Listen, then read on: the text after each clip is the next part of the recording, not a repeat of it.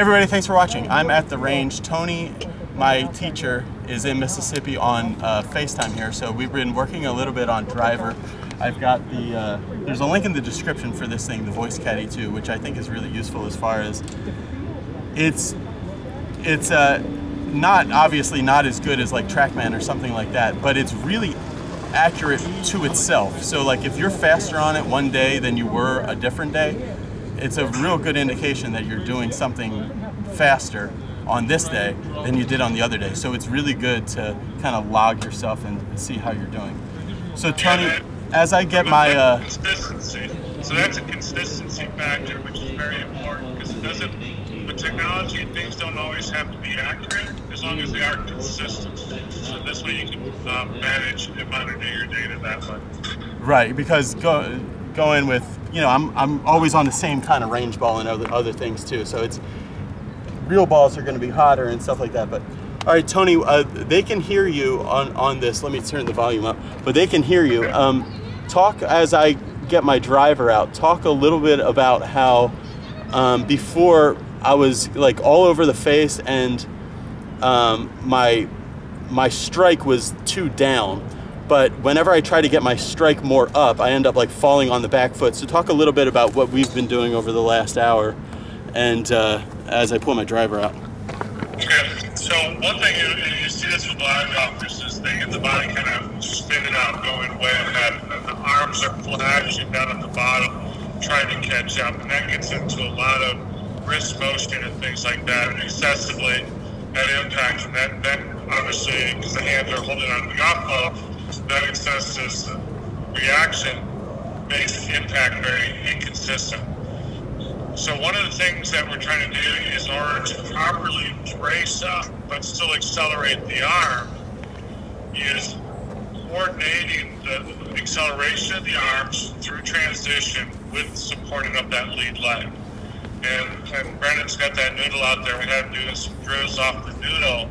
And this came from an old hockey concept of hitting balls off of ice skates. We really had to be solid on top of that left foot, use the musculature of the quads and the glutes and that lead leg, but at the same time really be firing that right arm and right side through the ball. Yeah, Tony, tell us a little bit about, you had an assistant who was a hockey player who had kind of a unorthodox swing but generated a ton of speed. So talk about his swing and kind of what led you to start thinking about that that short study you did. Yeah, so Tim Bosniak was my assistant, and so big hockey player could just bomb it though. And that was always the question is, do you have a long swing? Should he be better off having a long swing versus a shorter, quicker swing? So there wasn't a whole lot of lower body movement, but then as we got into doing more research, we identified that, you know, hockey players being on these thin blades, hit these slap shots, and obviously some of it is shaft deflection on the ice and all that, but he was able to put pressure and forces in the right direction. So we created these, we'll call them golf hockey skates, and first time we used 2x4s, but that got us a little too high off the ground, and we actually started rolling ankles. Unfortunately, no one got hurt. We kind of did that is to build skates that you can stand on, in a sense, and still hit golf balls. But yeah, I think from a liability standpoint, we decided not to go down that road. But that allowed him to center his force. Oh, that was almost like a training aid you were thinking about. Exactly. Yeah, because again, you know, so many people spin out, and when you did this on the skate, in a sense, because we used 2x2s eventually, you know, it would flip over, so the foot would go like that. Well, that's inversion, and that's the #1 ankle sprain injury out there. So that wasn't a good thing for golf, but it gave you people the sensation of where pressure is on the foot and how to control that pressure and use you know, your muscular forces to do that. Okay, Tony, so I'm going to try to hit a ball here. This isn't a noodle, but there's a shaft inside the noodle. So it's not like a noodle would just squish all the way to the ground and still be tough, but this is, I'm just letting people know it's tougher than even you think it is because there is a butt end of a shaft in there. So I'm going to try to hit one, Tony. as solid as I can, and we'll see what the ball speed is on the monitor. Okay? And so, you know, golfers, when you watch Brendan, and if you see him kind of over-rotates, it's going to spin out, and that's where he's, you know, that just shows you where those forces are going. And so we want fast arms, strong lower body for like that. 257 yards. Okay, so 257 carry. Yeah, 146 ball speed with this range ball. The hardest part about this, or one of the hardest parts about this, I guess the first thing would be balance. The second thing is actually catching it on the sweet spot, you know, from this wobbly thing. Right. But that's not that. But it's not really that slow, you know. Like a solid one with these range balls, and in this weather today, should be like 152 ball speed. So it's not that slow. So, and then that's what we're looking for, is seeing if you can identify where to brace up and still keep that right side moving as fast as possible.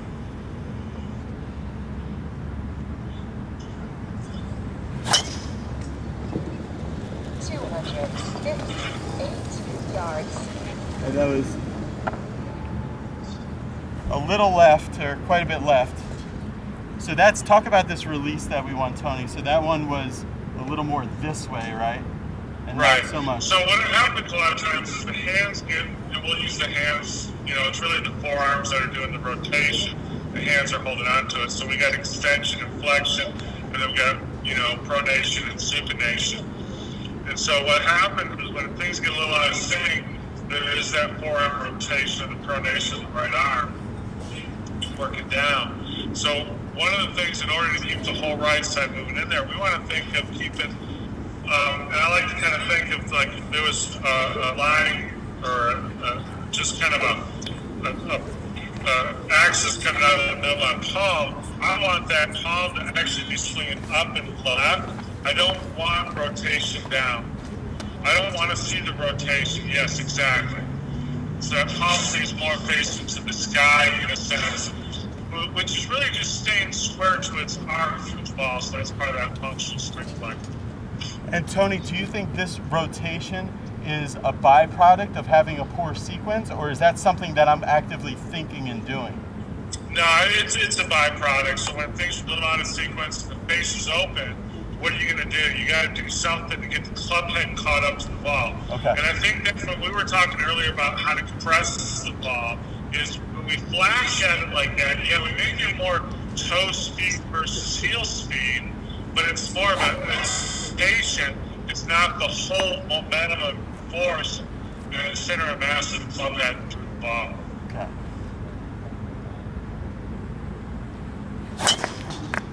Oh, solid. I did fall back a little bit, but 9 yards. that was the furthest one with this.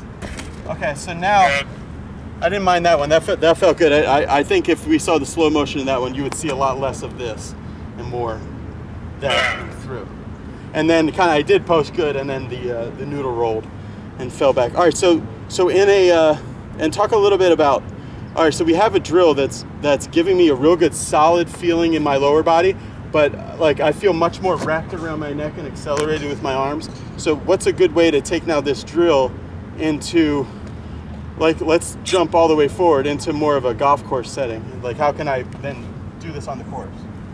Well, see, that's where you want to be aware of really what you feel in your lead leg, and using the muscles to control the movement instead of the noodle. And so that is something you have to learn how to be aware of. It's kind of like if you're going to, you know, step on a bug or really going to throw a punch and really brace into that lead leg. You know, and it's going to be that lateral quad. Vastus lateralis is the muscle that really is firing along with the glutes. Yeah, right there. Exactly. Okay. And so, like, Tiger used to use his knee to do that, to brace and kind of snap in the knee. And obviously the downside of that is knee injuries. Okay. We don't want to use going to use the brake, and we want to use the musculature to control the acceleration of that lead side. All right, so for me, like on the course, I'm gonna go back like I was doing for almost a full year before every shot. It's gonna be just a tiny flamingo drill to feel this transition and then finish. And then what I would also be aware of, Brendan, is where's the pressure in your feet? Is it getting to the outside heel?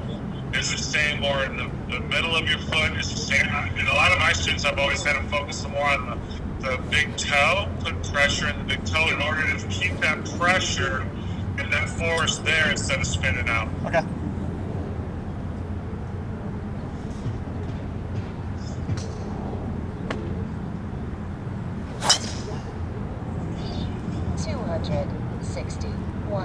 Yards. Okay. That was all right. A little bit too much. It would have been in the fairway, but it had so much shape to it. It would have robbed me of some yards. So it was a little bit open face, swinging left a little bit.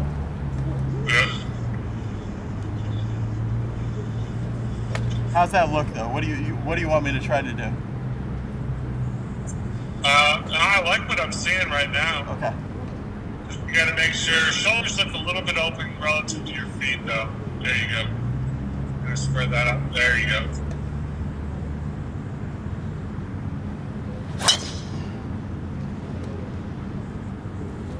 That's okay. It's the start line's a little left though. Am I getting a little rotated earlier? Maybe getting a little bit too much out. Just, before you were a little bit underneath it, now all of a sudden you're kind of getting that squared up now. Okay. Which is good. I mean, that was a quick change. So hitting just a little bit, different line.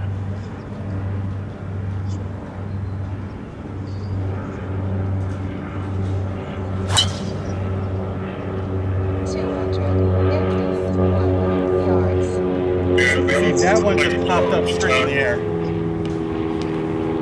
Yeah, it's being yourself, holding yourself down. I mean, that's the thing to remember with this, is you want to be posted up and getting through the shot. Okay. And I still see you kind of hold it off, trying to stay back on it.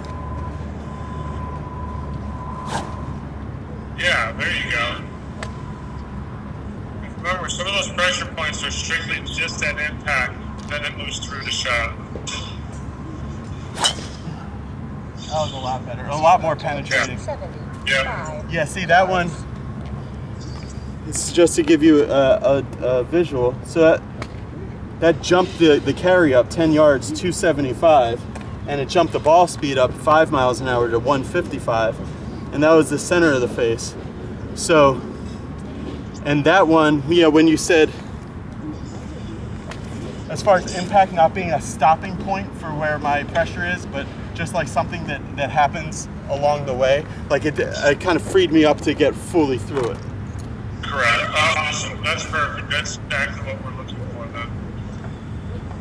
Yeah, I think that's what happens a lot with golfers. They get too caught up in two specific positions. And obviously impact is a fraction of a fraction of a fraction of a second. So we want to realize that it's just a moment and it's gone. So we're here. Yeah, see, that's a better through the ball. Yeah.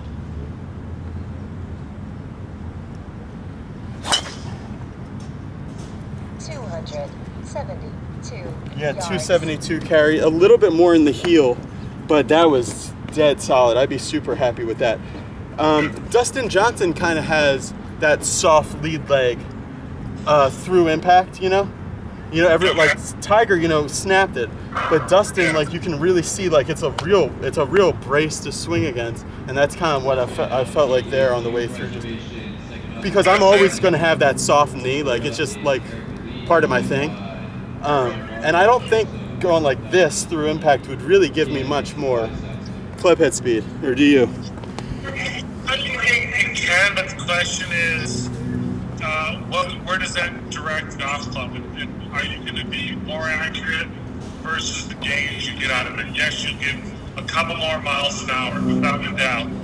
But will that start directing your path offline more, and now the ball spins sideways more? So that's that balance between, we look at 100% optimum speed versus, you know, I don't know, 95, 96 optimum speed, but 100% consistent as a direction, which one is better? And in golf, I've always chose that optimum is accuracy with distance, not just distance itself. Right. Okay, guys, so to recap, what we did here is I had this pool noodle with a shaft through it, and that was on my lead leg to kind of, because when I had full grippy balance of the ground, I always start twisting around a lot. So one of the big things that Tony's always liked is kind of, right, Tony, like taking the balance away so that you can utilize your upper body more efficiently. Is that right? Exactly, yeah. You want to have that base support so you can move freely. Right, so I did that and then transitioned that into keeping that same feeling of like I'm really getting into that front leg to stabilize myself, and then transitioning in a good direction, stabilizing my body so that I can really kill it with this whole, here is really where a lot of the speed is, Tony, like here going through this whole side here, you think? Yeah, perfect. No, I love it. Good Okay. work today. All right, cool. If you guys are interested in learning more like real details about Tony's philosophy and how to do it yourself, especially the stuff we were talking about today, it's in this thing that we made earlier this year called the Reactionary Golf Masterclass. If you go to BeBetterGolf.net/premium, you guys will see it there, hours and hours of content that we did in Florida, in Las Vegas, in Mississippi, about really the building your reactionary golf swing is kind of the building blocks of it. And this gets real into the details of the role of the lower body and like kind of the drills to do to get yourself into hitting the ball a whole lot better. Anything to say, Tony? You got some exciting projects going on? We got dissertation cranking up, final exams there. This coming up next week, so I got a couple papers, but it's going to be back in our performance lab and looking at it. So we're really learning a lot from our strength conditioning coaches about how to improve performance and how to make the body more resilient. And rotational training is the big thing that's being, I wouldn't say introduced, it's probably the wrong one, but being applied to a lot of different sports beyond just traditional throwing and batting. But we're seeing rotation being applied into football and things like that is really developing a resilient body, which makes performance that much better. Are you guys, when you guys are training that rotational stuff, are you doing active rotation things, or are you doing more anti-rotation holds and things? No, it's a lot of it is learning the difference between what your body does passively versus actively. So a lot of what we're looking into, like I worked with strength conditioning coach for Olympics training here, which Olympic sports are like all the other sports except for football, basketball, and baseball. And Coach Rock, she handles, volleyball, for example, so big rotational. So they're assessing active versus passive range of motion. And through these series of I guess you could call them assessments. And a lot of times you can only move a certain way yourself actively, but when someone else moves you, all of a sudden now you can move more. So what does that tell you? That tells you you have a muscular weakness in that direction, and then you can start changing your focus. Oh, so that person wouldn't necessarily have to stretch more. They would have to do more like loaded exercises in a greater range of motion under stress, maybe. Correct. So this is the misconception that people have. This is kind of what the research is telling us, is that people's lack of motion isn't because of tightness; it's because of muscle weakness. And so, yeah, you can, move further into a rotational, and making sure you're isolating the rotation in the right way is, well, geez, if I got somebody pulling me around, I can do it, but I can't do it myself. That's not because I'm tight. That's because my muscles aren't strong enough to pull my body all the way around. So that's what we'll be looking further into in our research next couple semesters. All right, guys, go check out BeBetterGolf.net/premium. You'll see the Reactionary Golf Masterclass. You can learn more about Tony's stuff at reactionarygolf.com. Thanks for watching, everybody. Hit the subscribe button.